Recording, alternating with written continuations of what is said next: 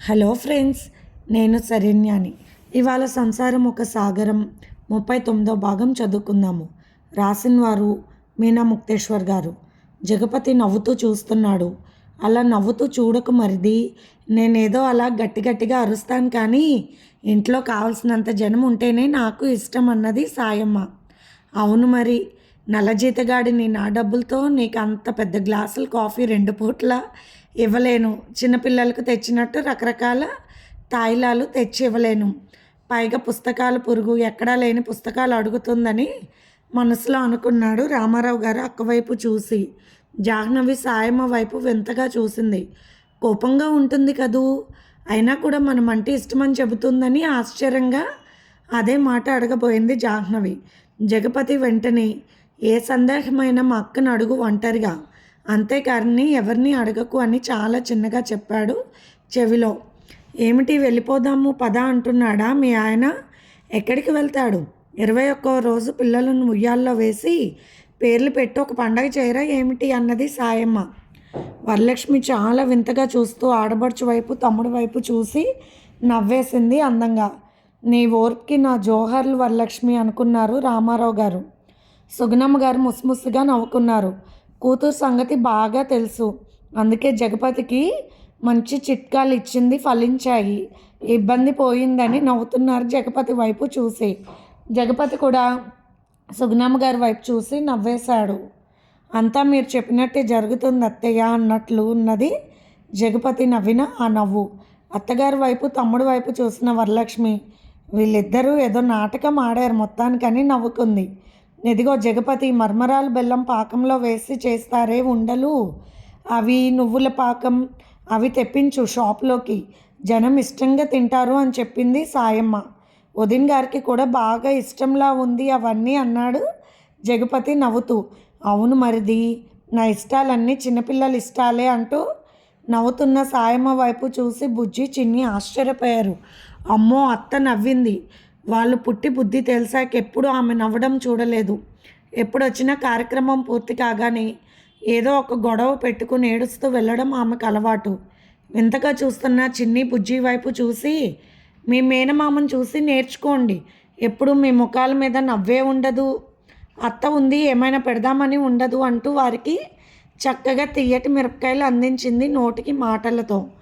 అమ్మో, అత్త మామూలుది కాదే చిన్ని, చాలా జాగ్రత్తగా ఉండాలి అన్నది బుజ్జి చాలా చిన్నగా. ఆ మాటకి ఏమర్థమైందో బుజ్జి చిన్నిని, సాయం ఏమన్నదో అనుకుని చింటూ ఒకటే అరుపులు సాయమ్మ వైపు చూసి. రేయ్, నోరు మూసుకుని పక్కకు పో, పొద్దున్నే పాలు తాగుతావు, నీచులేందే అన్నం తినవు, బిస్కెట్లు మళ్ళీ నీకు, షీకాయ పొడితో స్నానం, చల్లటి అన్నం తినవు, రాత్రి పడుకోయే ముందు మళ్ళీ పాలు తాగుతావు, ఈ ఇంట్లో కుక్కకు మహారాజు అంత జరుగుతుందంటూ చింటూ వైపు చూసి కోపంగా అంటుంది సాయమ్మ.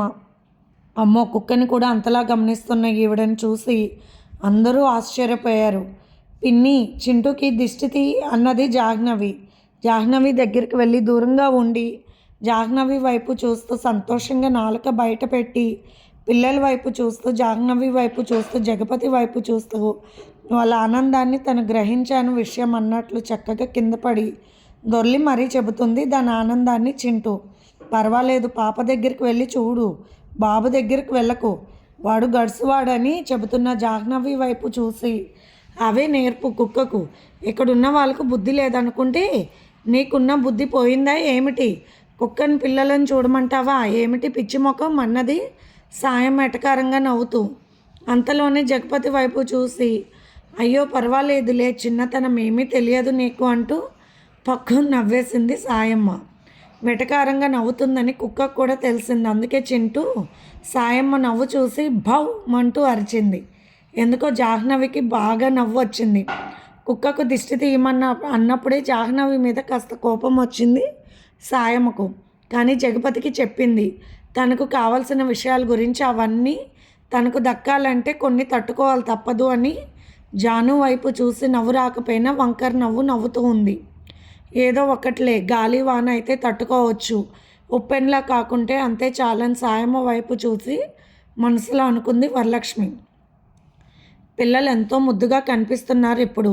ఒక బిడ్డ పుడితే ఎంతో విచిత్రంగా ఆనందంగా అదేదో కోహినూర్ వజ్రంలా భావిస్తారు ఆప్తులు. అటువంటిది ఇద్దరు బిడ్డలు అయ్యేసరికి ఇంకా ముచ్చటగా చూస్తున్నారు అందరూ ఒకరి తర్వాత ఒకరు. స్నానం చేయించిన తర్వాత జాను పచ్చ పసుపు కొమ్మలా మెరిసిపోతూ ఉంది. కాసేపు అలాగే చూడాలనిపిస్తుంది జగపతికి. నిజంగా బాలింతరాలు ఒక దేవత రూపమే. వాళ్ళు వీళ్ళు అని కాదు, ప్రతి అమ్మాయి బాలింతరాలప్పుడు ఎంతో అందంగా కనిపిస్తుంది. వారిలో గౌరీదేవి కొలువై ఉంటుందంట. బాలింతరాలకి కోపం తెప్పించకూడదు, పాలు ఉండవంటారు పెద్దలు. కానీ బాలింతరాల కోపంతో ఒక్క మాట అంటే అమ్మవారు అన్నంత శక్తి ఉంటుంది వారి మాటల్లో అన్న సంగతి పెద్దలకు తెలుసు. అందరి మధ్యలో కూర్చున్న చింటూ ఎవరి మాట మాట్లాడుతుంటే వారి వైపు చూసి ఆనందంగా నాలుక బయటపెట్టి సంతోషాన్ని వ్యక్తం చేస్తుంది. ఆ సమయంలో దాని ముఖం ముచ్చటగా ఉంటుంది. సాయమ్మగాని ఏదైనా మాట్లాడితే కోపంగా చూస్తూ ఉంటుంది. వెళ్ళి కరుస్తుందా అన్నట్టు అనిపిస్తుంది గుర్రమంటూ. అమ్మో, నా మేనకోడళ్ళు కుక్కకు కూడా నేర్పిస్తారు ఎద్దులు అని. ఇంకా నయం, నాకు ఒక కొడుకు ఉంటే వీళ్ళల్లో ఎవరైనా నా కోడలు అయ్యుంటే అప్పుడు చచ్చేదాన్ని నేను అన్నది సాయమ్మ. అంత పరిని జరగలేదుగా వదినా అన్నాడు జగపతి నవ్వుతూ. నువ్వు కూడా ఎగతాళి చేస్తున్నావా మరిది అన్నది ముఖం మార్చుకుని సాయమ్మ. అలా ఎందుకు అనుకుంటున్నావు? అలా పిల్లలు లేరు కాబట్టి.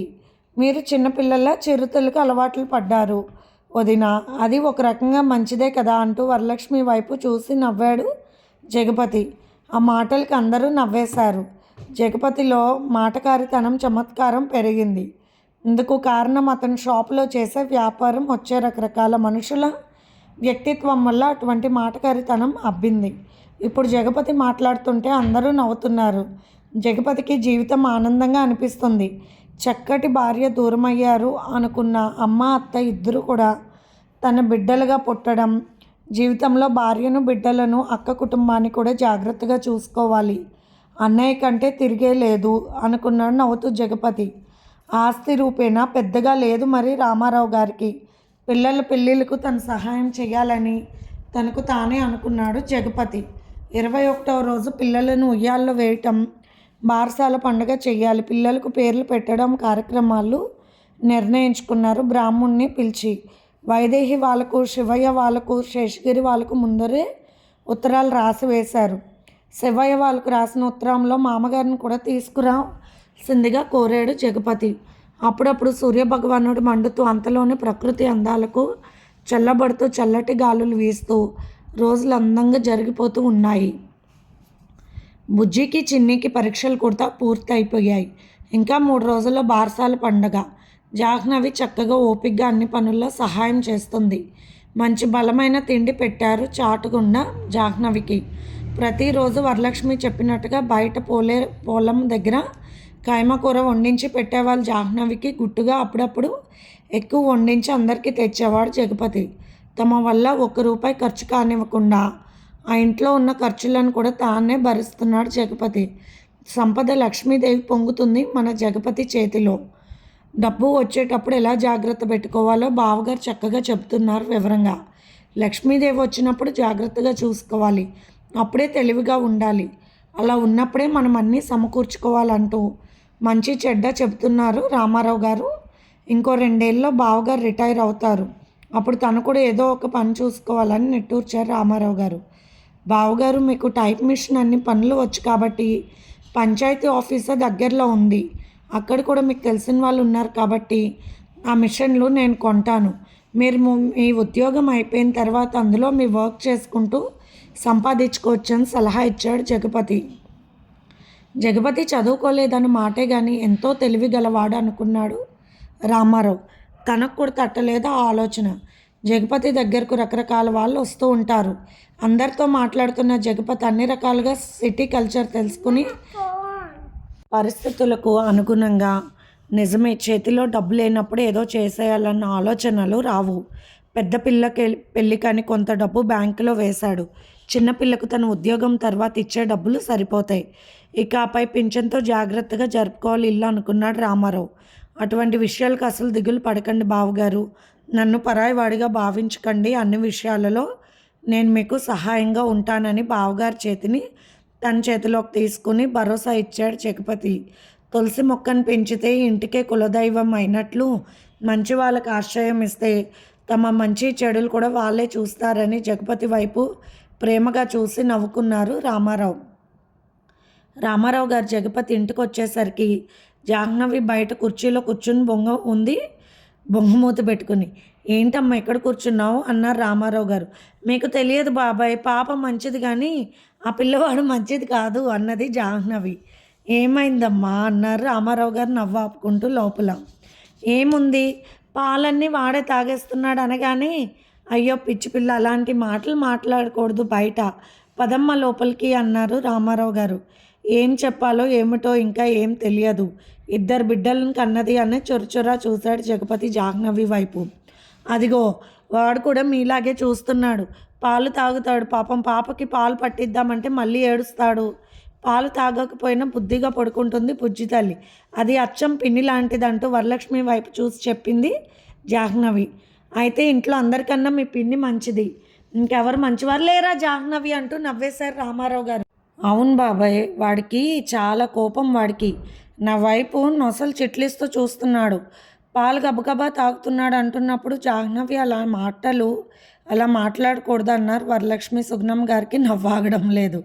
ఇదేమి విడ్డూరం, మగవాళ్ళ ముందు పాల సంగతి మాట్లాడుతుంది, అబ్బో చీచి సిగ్గులేదు, ఏమీ తెలియకపోలేదు, నంగనాచికి మగాడి దగ్గర పడుకోవడం పిల్లల్ని కనడం తెలిసింది కదా అని లోపల గుణగుణ తిట్టుకుంటూ ఉంది జాహ్నవి వైపు చూస్తూ. చింటూ సాయమ్మ వైపు చూసి కోపంగా చూస్తూ దాని భాషలో అరిచి తిడుతుంది. సరిపోయింది, ఇది కుక్క లేకపోతే మనిషా, నేను అన్నీ తెలుస్తున్నాయా, నేను మనసులో తిట్టుకుంటే దీనికి ఎందుకు బోడిముండ, పోవే బయటికి అంటూ తిట్టింది చింటూని సాయమ్మ. ఇక అంతే, చింటూ పైకి చూస్తూ ఓ అంటే ఏడుస్తున్నట్టుగా అరుస్తుంది.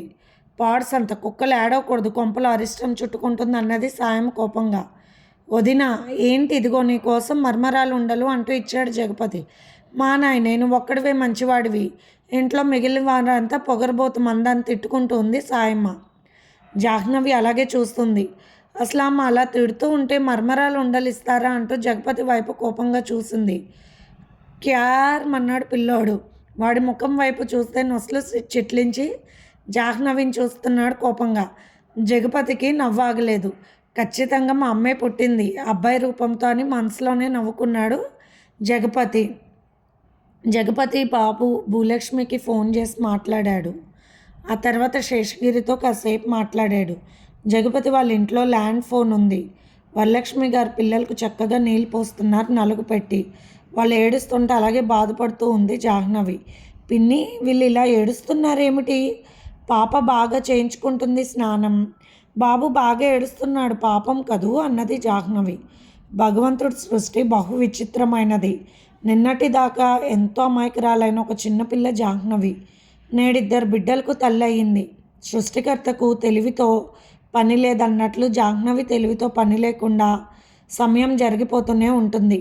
జగపతి రామారావు గారికి చెప్తే ఒక పని మనిషిని పెట్టారు ఆయన. బట్టలు అందరికీ ఉతికి అంట్లు తోమి చిన్నపిల్లలకు సంబంధించిన బట్టలు మొత్తం ఉతికి పైన ఆరవేస్తుంది పొద్దున్నే. ఆ అమ్మాయి కూడా తమ ఊర్ల వైపు నుండి రావడమే విచిత్రం. పని మనిషి జంగమ్మ తొందరగానే కలిసిపోయింది ఆ ఇంట్లో తన మంచితనంతో. అంత శ్రమ లేకుండా చేసేవాడు వాళ్ళ అక్కకు జగపతి ప్రేమతో. భూలక్ష్మి వాళ్ళ ఇంట్లో అత్తగారిని ఎంతో ప్రేమగా చూసుకుంటుంది భూలక్ష్మి. వరలక్ష్మి ఒకసారి చెప్పింది కదా, ఆస్తిపాస్తులు ఏమైనా ఉంటే ఉండవచ్చు మీ అత్తగారి దగ్గర, ఆ కాగితాలు తీసుకోవాలంటే మీ అత్తగారిని పువ్వుల్లో పెట్టి చూసుకుంటూ అని సలహా ఇచ్చింది. అలాగే చూసుకుంటుంది ఇప్పుడు భూలక్ష్మి. అత్తమ్మ అన్నయ్యలు ఇద్దరికి కొడుకులు పుట్టారు, ఒక పాప కూడా పుట్టింది. వాళ్ళందరినీ చూసి రావచ్చు, ఎవరిని చూడలేకపోయాను, అందరూ దూరంగా ఉన్నారు, వెళ్ళి రమ్మంటారా అంటూ ప్రేమతో అడిగింది. మీ వదిన వస్తుంది కదా, నాకు ఇబ్బంది లేదు భూలక్ష్మి, ట్రైన్ ఎక్కిస్తాడు ఆదిమూర్తి, అక్కడ మీ అన్నయ్యలు నేను తీసుకువెళ్తారుగా, ఇంటికి ఇబ్బంది ఉండదు అన్నది. ఒక్కసారి మీ చిన్నానికి ఫోన్ చేసి చెప్పు, వెళ్దు కానీ అన్నది నవ్వుతూ భూలక్ష్మి వాళ్ళ అత్తగారు. అలా భూలక్ష్మి ప్రయాణం ఖరారయ్యింది. సుబ్బలక్ష్మి ఆమె భర్త వెళ్తున్నారు రిక్షాలో. బాగున్నావా భూలక్ష్మి అంటూ సుబ్బలక్ష్మి పలకరించింది. బాగున్నా, నీ బిడ్డ ఎవరు అంటూ అడిగింది భూలక్ష్మి. ఎత్తుకో అంటూ ఇచ్చింది సుబ్బలక్ష్మి. నా కొడుకే అని చెప్పింది సుబ్బలక్ష్మి. ఇప్పుడు బాగున్నాడు మా అంతా, మీ అన్నల్లో సలవా అని చెప్పింది సుబ్బలక్ష్మి. ఒక రకంగా నేను నీకే వదినేగా, మక్కని చేసుకున్నాడుగా మీ పెద్దన్న అలా మనకు చుట్టరికం బాగా చుట్టుకుపోయిందంటూ నవ్వింది సుబ్బలక్ష్మి. మాటల సందర్భంలో జగపతికి 2 పిల్లలు, శేషగిరి ఒక బాబు పుట్టాడన్న విషయం చెప్పింది భూలక్ష్మి. ఊరే చిన్నబోయింది. ఎవరు లేక అందరూ వెళ్ళిపోయారు కానీ అందరినీ గుర్తు చేసుకుని బాధపడింది సుబ్బలక్ష్మి. బాబుకి ఎన్నో నెల అన్నది భూలక్ష్మి. 7వ నెల వచ్చింది జగదీష్కి అని అన్నది సుబ్బలక్ష్మి. ఇంతలో అత్తగారు పిలవడంతో లోపలికి వెళ్ళిపోయింది భూలక్ష్మి. 2 రోజులు ముందే వెళ్ళాలని భూలక్ష్మి బట్టలు సర్దుకుంది. అలాగే శేషగిరి మిల్లులో పని వాళ్లకు అప్పచెప్పాడు. భూలక్ష్మి కూడా ఫోన్ చేశాడు శేషగిరి. అందరం కలుసుకుందాం అక్కడ ఆనందంగా. పిల్లలందరూ ఒకసారి వచ్చేశారు. అత్తయ్య ఉంటే ఎంత బాగుండేదో అన్నది అంజమ్మ. రోజులంతా ఎన్నో ఆశలతో ఎన్నో చూడాలనుకునే పెద్దవాళ్ళు ఉన్నంత వరకు కొన్ని పనులు జరగవు. వాళ్ళు వెళ్ళిపోయాక వాళ్ళ పుణ్యంతో జరుగుతాయేమో అన్ని పనులు తెలియదన్నాడు శేషగిరి. 2 రోజుల ముందుగానే శేషగిరి వాళ్ళు కూడా బయలుదేరాలి అని నిర్ణయించుకున్నారు కారులో. అలాగే బయలుదేరింది భూలక్ష్మి. తెల్లారితే ఊర్లో దిగేలా రాత్రిపూట ఎక్కింది. బ్రాహ్మణుడు చెప్పిన సామాన్లు మొత్తం ముందే తెచ్చి రెడీ పెట్టేశాడు జగపతి. పిల్లలకు బారసాల ఉత్సవాలు. శేషగిరి వాళ్ళు కూడా కొడుక్కి పేరు పెట్టలేదు. ఒకేసారి 3 పిల్లలకు పెట్టవచ్చని అనుకున్నారు అన్నదమ్ముల ముందే. అన్నయ్య వాళ్ళు ఉండడానికి అక్కడ సౌకర్యాలు చేశాడు తన ఇంట్లో జగపతి. చెల్లెలు వచ్చినా కూడా తన ఇంట్లోనే ఉండడానికి ఏర్పాటు చేశాడు. బందర్ మిఠాయి వాళ్ళు కొత్తగా షాప్ పెడితే బందర్ లడ్డు, నేతి మిఠాయి, అరిసెలు, బొబ్బట్లు, చక్రాలు చేయించాడు జగపతి. అందరికి ఇష్టమైనది గుర్తించుకొని మరి అందరికీ బట్టలు కొని ఉంచాడు. పిల్లలు 3కి మంచి బట్టలు కొన్నాడు. వచ్చిన లాభంతో 3 పిల్లలకు 3 బంగారు గొలుసులు చేయించాడు. భూలక్ష్మికి, వరలక్ష్మి అక్కకు మంచి పట్టు చీరలు, కాళ్ళకు రాజస్థాన్ పట్టీలు కొన్నాడు. జగపతికి ముచ్చటగా ఉంది. అందరినీ చూస్తామని మరుసటి రోజు తెల్లారేక భూలక్ష్మి వచ్చిందని తెలిసి స్టేషన్కు వెళ్ళాడు జగపతి. అన్నం చూసి ఎంతో ఆశ్చర్యపోయి, అబ్బో మొరటాడు బస్తీవాడైపోయాడే అనుకుంది భూలక్ష్మి. చెల్లిని చూస్తే వాళ్ళ అమ్మ గుర్తుకు వచ్చి బాధ వేసింది జగపతికి. అన్నయ్య వాళ్ళు కూడా సగం దూరం వచ్చారని కబురు చేశారు. భూలక్ష్మితో ఇంటికి వెళ్ళి అన్నయ్య వాళ్ళు వస్తున్నారు అన్న కబురు అందచేశాడు జగపతి అందరికీ. భూలక్ష్మిని చూసి చాలా సంతోషపడింది వరలక్ష్మి. జాహ్నవిని చూస్తూ పర్వాలేదు, 2 పిల్లలు అన్నావు ఒకేసారి ఇబ్బంది లేకుండా అంటూ కన్నావు ఇబ్బంది లేకుండా ఒకేసారి అంటూ నవ్వింది భూలక్ష్మి. ముచ్చటగా ఉన్నారు పిల్లలు. ముద్దుగా పాప ఇంకా బాగుందంటూ పొగిడింది భూలక్ష్మి. భూలక్ష్మి తనకు కూడా నెల తప్పిందన్న సంగతి చెప్పింది అక్కకు. పోనీలే మంచి విషయం చెప్పే విన్నాళ్ళకని సంతోషించింది వరలక్ష్మి. జాహ్నవితో చక్కగా మాట్లాడింది భూలక్ష్మి. జగపతి చూపించిన కొట్టు చూసి అమ్మో ఎంత ఉన్నవాడైపోయాడు అన్నయ్య అని ముచ్చట పడుతూ స్థాయిని బట్టి పెరిగే గౌరవంతను మనసులో పెంచుకుంది. సాయమ్మ భూలక్ష్మిని చూసి కళ్ళు మిటకరించి గడుసుముఖం దానిలో ఉంది అనుకుంది మనసులో. ఇదేమిటి సినిమాలో ఛాయాదేవిలా ఉంది, చాలా గడుసు బొంగరంలా ఉంది అనుకుంది సాయమ్మని చూసి భూలక్ష్మి. ఇద్దరూ నవ్వుకుంటూ పలకరించుకున్నారు పైకి. చిన్ని బొజ్జి వచ్చి పిన్ని దగ్గర కూర్చున్నారు. పసిబిడ్డలను అందులోనూ కవలల పిల్లను చూసి తెగ మురిసిపోయింది భూలక్ష్మి. ఇది ఫ్రెండ్స్ ఇవాల్టి ఎపిసోడ్. రేపు ఇంకొక ఎపిసోడ్తో మేము ముందుకు వస్తాను ఫ్రెండ్స్. అలాగే మీకు కనుక స్టోరీ నచ్చితే లైక్ చేసి షేర్ చేసుకొని సబ్స్క్రైబ్ చేసుకోండి. అలాగే మన ఛానల్లో ప్రసారం అవుతున్న positive thoughts written by Komanapalli గారివి కూడా చదివి మీ అమూల్యమైన సమీక్షలు తెలియచేయండి ఫ్రెండ్స్. నచ్చితే కనుక లైక్ చేయండి. ఉంటాను.